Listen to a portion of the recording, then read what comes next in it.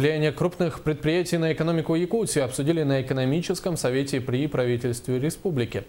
Основными вопросами повестки стали рост ВВП, занятость населения и налоговые поступления в региональный бюджет.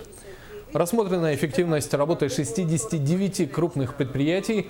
Отмечено, что по всем отраслям экономики по сравнению с 2014 годом есть заметный рост, за исключением только транспортного комплекса. Затронули и тему государственной поддержки предприятий.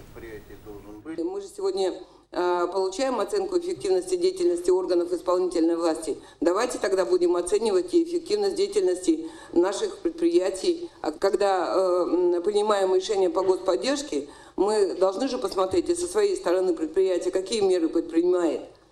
Предприятие меры не предпринимает, господдержку мы им оказываем. В результате оно в следующий раз снова приходит за господдержкой.